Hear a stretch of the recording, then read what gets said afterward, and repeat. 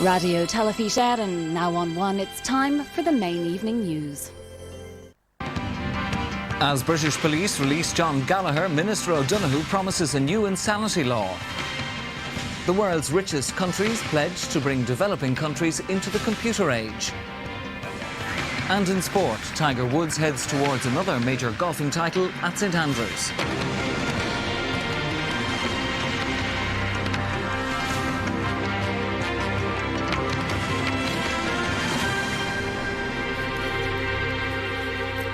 Good evening. The Minister for Justice, John O'Donoghue, has said he will bring forward new legislation on criminal insanity. This follows criticism by the opposition after the release of double killer John Gallagher from detention in England. Oxford police said they had no grounds on which to detain 34-year-old Gallagher in the absence of extradition papers. He had absconded from the Central Mental Hospital in Dublin last Saturday and was detained by British police yesterday. Psychiatrists assessed Gallagher's mental state at the request of Thames Valley Police, and they said he was fit to be released. He is now believed to be in the London area. Thames Valley Police said that at lunchtime yesterday they received a tip-off from a tabloid newspaper that John Gallagher was in the Oxford area. After consultations with the Gardaí, 20 police officers moved into this supermarket car park at 5 o'clock. John Gallagher, who'd just been speaking to two reporters, was detained under Britain's Mental Health Act. He was brought peacefully to the local police station. They described him as clean-shaven and dressed in a smart and casual way. He was seen by duty psychiatrists, and in discussion with the doctors at his own hospital in Ireland, it was established that there was no grounds for the police to actually hold on to him. As a result of that, and with further discussions with the local police in Dublin, having no power to detain him any further, he was actually released from custody here at Oxford at around 1 a.m. this morning. Thank you very much. And in the absence of any extradition papers from Ireland, Thames Valley Police say as far as they're concerned, the matter is now finished. The problem for them was that under Irish law, a guilty but insane verdict was technically an acquittal. He had therefore committed no crime. Despite advice from the Central Mental Hospital in Dublin for Gallagher to return and finish his pre-release programme, the British police said he gave no indication that he'd be going back to Ireland. Thames Valley Police said it was with some reluctance that they let John Gallagher go during the early hours of this morning. But they said after consultations with the Director of Public Prosecutions in London, the Gardaí in Dublin and psychiatrists here, they had absolutely no powers to hold on to him any longer. They now believe John Gallagher is on his own and in the London area. Michael O'Kane, RTÉ News, Oxford. The circumstances surrounding the release of John Gallagher from custody in Oxford has led to calls from Fine Gael for a review of legislation governing extradition procedures between Ireland and Britain and procedures governing the release of patients from our mental health institutions. Justice spokesman Alan Shatter said the Minister for Justice had a political responsibility in relation to Gallagher, since it had been up to him to decide when he should be released. Justice Minister John O'Donoghue says he will bring forward new legislation on criminal insanity in time for it to be dealt with during the coming Dáil session. And in relation to his detention in the Central Mental Hospital, the Minister says he has followed the recommendations made by an advisory committee which was set up following Gallagher's unsuccessful attempts to secure release via court action.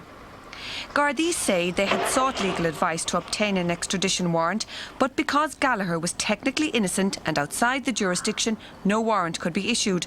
However, the Central Mental Hospital is both a hostel and a place of detention, and because Gallagher is unlawfully at large from the hospital, Gardaí could detain him if he returned to this jurisdiction. Dr. Charles Smith, who is the medical director of the Central Mental Hospital, has repeated his call to Gallagher to reverse his decision and return to the hospital as soon as possible.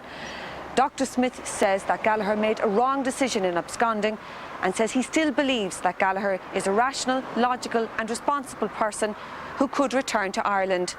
Deirdre McCarthy, RTÉ News. Leaders of the world's major industrial nations who are meeting in Japan have agreed on a programme to bring developing countries into the computer age. They agreed to launch a task force to ensure that the world's poor are not left behind by the internet revolution. The move has been criticised as inappropriate by aid campaigners, who say the money would be better spent on debt relief. It's hard to imagine a world without computer technology, but for many developing countries, that's the reality. There are more internet services in New York than there are in the whole of Africa.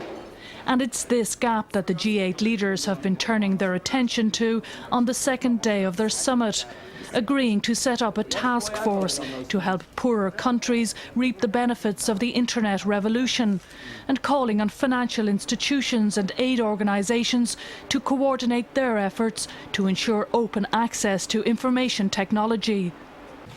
The Japanese Prime Minister has already announced plans to give $15 billion of aid to promote the use of computers in the developing world. He's urging the other G8 countries to do the same. Mr. Mori says this is the key to future development for both rich and poor nations. Not so, say campaigners who staged a demonstration outside the conference centre. Aid organisations have already criticised the G8 leaders for failing to speed up third world debt relief, and say the computer issue is just a plan by the Japanese to open up new markets for their own high-tech products. Oxfam has questioned the benefits of information technology in regions where millions are illiterate and where people still don't have access to basic services such as running water and electricity. Michelle McCaughrean, RTÉ News. And President Clinton is to leave the G8 summit early to return to the ongoing Middle East peace talks at Camp David outside Washington. His spokesman said he was anxious to keep up the momentum. The talks, now on their 12th day, have been scaled down to informal discussions between the negotiators. In Israel and the Palestinian territories, attitudes to any peace deal brokered in Washington appear to be hardening. The big issue, the sovereignty of Jerusalem. In that city and in Gaza, Palestinians have been protesting their rights, warning against any compromise at the Camp David talks. We Palestinians are not going to compromise any inch of our land, especially in Jerusalem. Among the Israelis, the latest opinion poll shows an overwhelming 70% of them are opposed to the return of any part of East Jerusalem to the Palestinians. On Friday, a Palestinian official at the talks said there would be no peace without full Palestinian sovereignty in Arab East Jerusalem, while the Israeli Prime Minister was reported to have accepted a US proposal to share sovereignty in parts of the territory. As for the talks themselves, they've been scaled back to a series of informal discussions between the negotiators. Things are expected to get back on track tomorrow evening with the return of President Clinton from the G8 summit in Japan. He has clearly been anxious to get back to the table to keep the momentum going. He's due at Camp David tomorrow afternoon for what could now be the end game. Roisin Duffy, RTÉ News. And now Claire has all the day sports news. Thanks, Aengus. We begin with golf and the Open at St Andrews. Tiger Woods has tightened his grip on the major title tonight. He's now 6 shots clear at the top of the leaderboard. Darren Clarke leads the Irish Challenge. He shares third place, 7 shots adrift of the world number 1.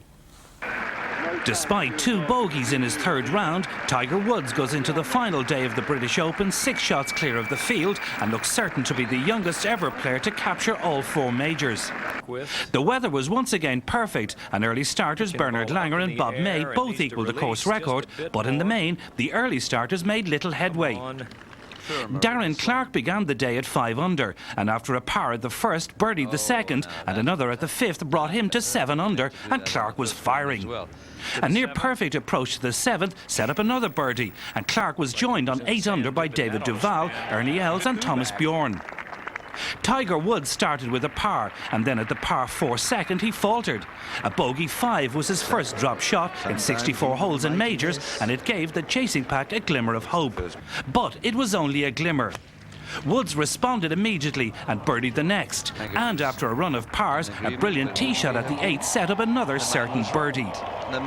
He continued round the loop at the 9th with another birdie to go to 13 under par, and the gap was looking ominous. His nearest challengers were Steve Flesh and Ernie Els. The world's number 3 had bogeyed the first but recovered with 5 birdies. However, his challenge slipped with a wayward drive at the 12th, and that cost him a double bogey, and he finished at 8 under par. But there was no stopping Woods. 3 consecutive birdies from the 12th brought him to 16 under. And although he dropped a shot at the road hole 17th, he finished with a real classy birdie at the final hole, and a round of 67 leaves him 6 shots clear of Thomas Bjorn and David Duval. Duval also equalled the course record 66. While the battle at the top of the leaderboard was continuing, Pádraig Harrington was coming up the home stretch, and he finished in style, almost holing a second shot for an eagle at the 18th. He finished at 6 under after a round of 70, while Paul McGinley finished at 4 under, and Christy O'Connor Jr. carded a 72 to stay at level par. And Darren Clarke birdied the last and heads the Irish Challenge at 9 under. Last year, Jean van de Velde started the final day 5 shots clear and became the most famous second-place finisher ever. It's hard to see that happening tomorrow, and Tiger Woods should become the 5th player to take all 4 majors. Robbie Irwin, RTÉ News. Now to racing. One of the summer's big flat races, the Golden Pages Handicap, was the feature event at Leopardstown this afternoon, where punters were in for a rare treat at the turnstiles. It was very much a case of back to the late 60s at Leopardstown this afternoon, as punters gained admission to the popular Fox Rock track for the princely sum of £1, courtesy of big race day sponsors Golden Pages. Throughout the course, the atmosphere was exactly what you'd expect to find at any of the big sporting occasions in July: warm, extremely colourful, and full of the sort of good-natured bonhomie punters always managed to exude, no matter how trying the circumstances. Coming up at 4 o'clock, however, the scene was all set for the 15th renewal of the Golden Pages Handicap, a £50,000 race for which 17 went to post. All eyes in this were on trainer Jim Bulger and Citizen Edward, the Coolcullen trainer, having won the race no less than 7 times in the last 11 years. But others like Shizarmare and Grinkov were attracting support as well. The 9 furlongs event got off to a flag start due to mechanical failure with the starting stalls, but as the field straightened out for home, it was clear none of the market principals would be in the shake-up, as complete outsider Livadia and Eddie Ahern swept past Mudaeb for a facile victory. And it's Livadia and Eddie Ahern stretching away clear, going to win the Golden Pages in tremendous style and going towards the finish. Livadia double for Eddie Ahern, and Harry Rogers wins it comfortably. Mudaeb second, Grinkov late into third. To win the Golden Pages, what's it like, Eddie? Well, it's the first time winning. I was beating the short head, so I'm glad I got the chance of winning it now, you know. And it's a nice race to win, you know. The McDonagh Handicap is the next. I want to win that too. Thanks. Colin Murray, RTÉ News, in the glorious July sunshine of Leopardstown Racecourse. In cycling, Germany's Eric Zabel has won the penultimate stage of the Tour de France. The 20th stage, the longest of this year's race at 254 kilometres, took the riders from Belfort to Troyes. Zabel just edged it in the sprint for the finish, taking his first stage in 3 years and the 8th of his career. The defending champion Lance Armstrong of the United States retains the yellow jersey of overall race leader, with just tomorrow's stage to Paris remaining. In Camogie, the All-Ireland semi-final lineup has been decided. In today's quarter-finals, Cork had a 1-point win over Kilkenny, 210 to 112. Wexford beat Dublin by 4-12 to 6 points. Tipperary had a 4-15 to 5 points win over Clare, and Galway beat Limerick 4-13 to 1-8. Next to rugby, New Zealand extended their lead at the top of the Tri-Nations tournament table with a hard-fought victory over South Africa in Christchurch this morning. Full-back Christian Collins scored 2 tries in the space of 8 minutes to lead the resurgent All Blacks to a convincing win over South Africa in the early hours of this morning. They were the only tries scored in a dour, typically physical All Black Springbok encounter that had none of the sparkle of last week's thrilling Tri-Nations opener. After Cullen had touched down twice in the first quarter of an hour, New Zealand were always in the driving seat and never looked like relinquishing control. South Africa's points came from 3 penalties by Bram van Straten and a drop goal by Percy Montgomery, but the All Black dominance was enhanced by some brilliant tactical kicking from fly-half Andrew Merthens. Joe Stack, RTÉ News. And finally in athletics, Ireland's Sarah Riley ran the 200 metres inside the Olympic A qualifying standard at the Budapest Track and Field International today. She finished second in just over 23 seconds. Karen Shinkins won the 400 metres, running a season's best in 51.69. And that's Saturday's sports news. Aengus. Thanks, Claire. And tonight's main news, the Minister for Justice, John O'Donoghue, has said he will bring forward new legislation on criminal insanity following opposition criticism after the release of double killer John Gallagher from detention in England. And before we go, a reminder that on our This Week programme on radio at 1 o'clock tomorrow, from the tribunals, the story of Ray Burke and Century Radio and why Charlie Haughey was borrowing from Peter to pay Paul. And that's Saturday's 9 o'clock news and sport. Late headlines are at 1:45. Until then, from Claire and from me, good evening. Good night.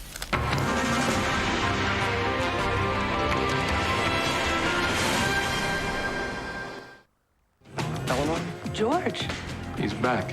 The man with the head in his bag has returned. But why? Have dinner with me, Eleanor. Otherwise, it's just another day at the office. You're going down for murder now, you get that? I have a fetish. What kind of fetish? Bugs. That is an awfully big knife you have there, George. All the better to cut your head off with, my dear. Head cases on The Practice. Sunday at 9:20 on RTÉ One.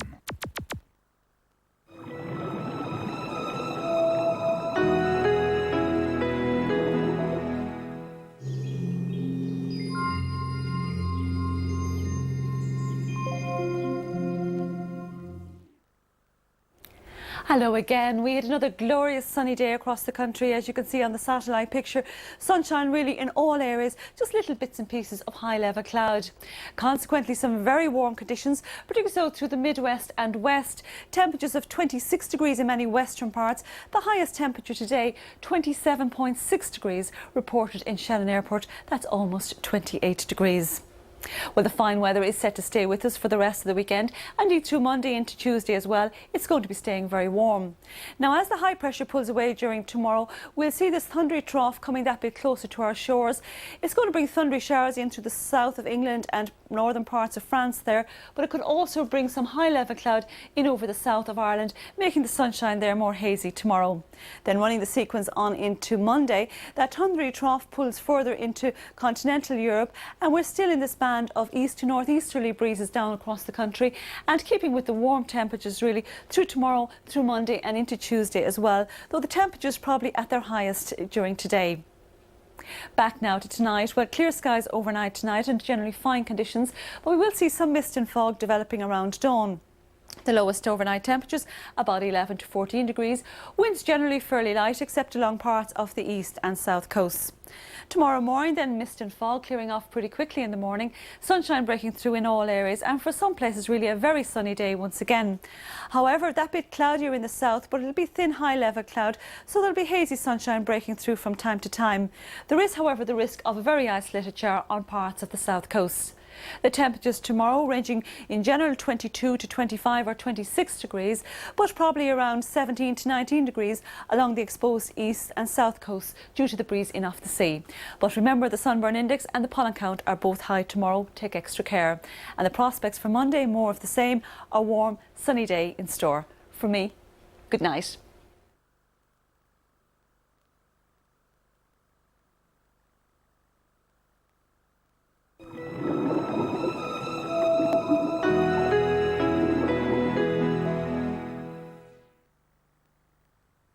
Mikey Graham, Paddy Cole and Niamh Murray go on a musical journey next.